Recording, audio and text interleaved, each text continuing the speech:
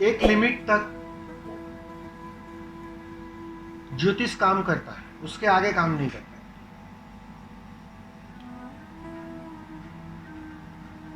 ज्योतिष का जो विज्ञान है बहुत सटीक विज्ञान है, बहुत सुंदर विज्ञान। ओशो ने तो बहुत सुंदर उसके बारे में काफी डिटेल में समझाया है।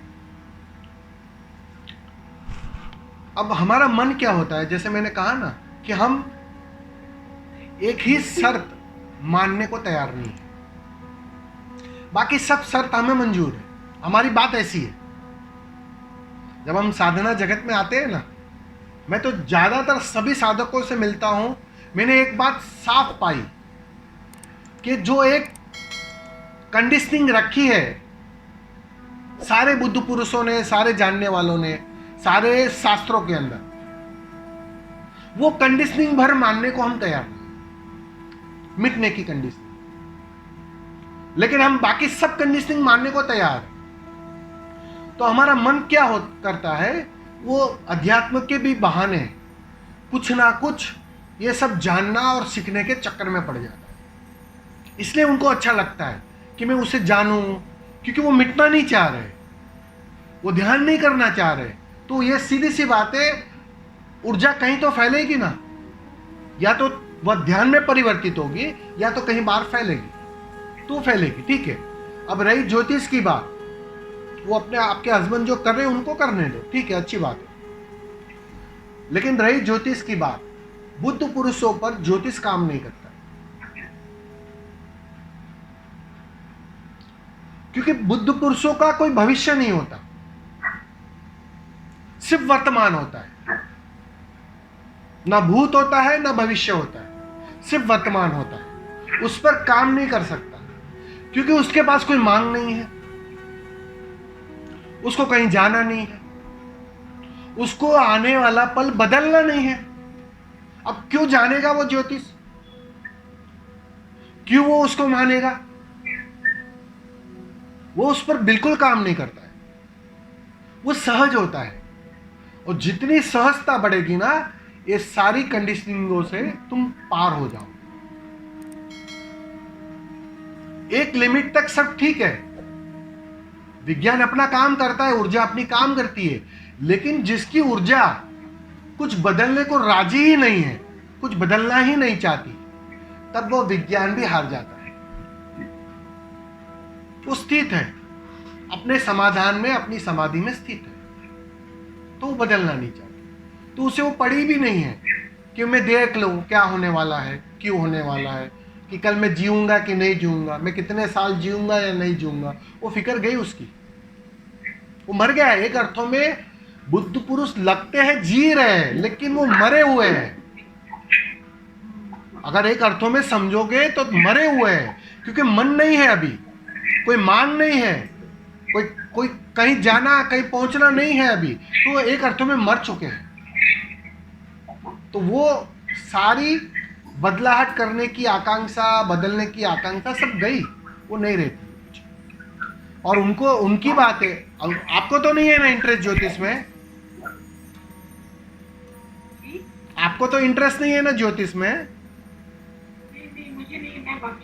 हाँ, तो उनको करने दो ना, वो आए एक दिन, उनके लिए भी वो व्यर्थ होगा, उसकी चिंता मत लो तुम, वो होगा। समय दो थोड़ा, शीघ्रता मत करो, समय सब कुछ करता है।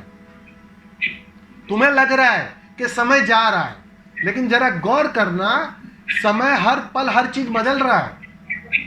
वो एक बीज गलती से भी गिर गया है ना भूमि में, वो भी काम कर रहा है समय, तुम्हें दिखाई नहीं पड़ता अभी। वो तो जब पनकता है, बाहर आ जाता है पौधा, तब तुम्हें अरे पौधा बाहर आ गया, अपने से बाहर आ गया, वो दिखाई पड़ता है। लेकिन समय अपना काम करता है। पर हमारा मन है ना, चंचल है, तो वो शीघ्रता चाहता है, ये भी हो जाए, वो भी हो जाए, पति ऐसे हो जाए, वैसा हो जाए। तो वो बदलने की मांग और चंचलता खड़ी करती है, बेचैनी खड़ी करती है। इसलिए प्रश्न उठते हैं। शास्त्र तुम पढ़ लोगे, लेकिन उसका अर्थ कहां से लाओगे? अर्थ आता कहां से? अर्थ की उत्पत्ति कहां से होती है? वह तुम्हारे भीतरी अवस्था के आधार पर अर्थ निकलता है।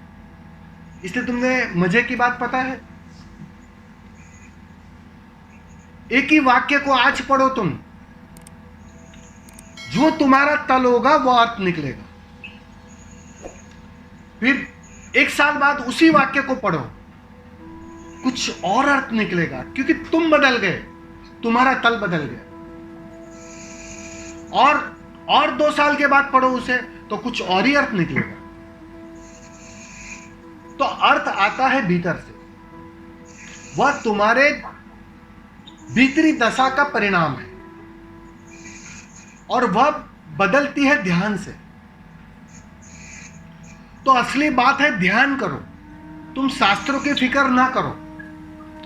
ओशो ने, अच्छी बात है, सारे शास्त्रों को, सारे ग्रंथों को तुम्हारे लिए आसान कर दिया, सुविधा जुटा दी। विज्ञान का सहारा लिया, उसका ऑडियो बनाया, उसकी किताब बनाई, ताकि तुम्हें गवाही की तरह काम आए।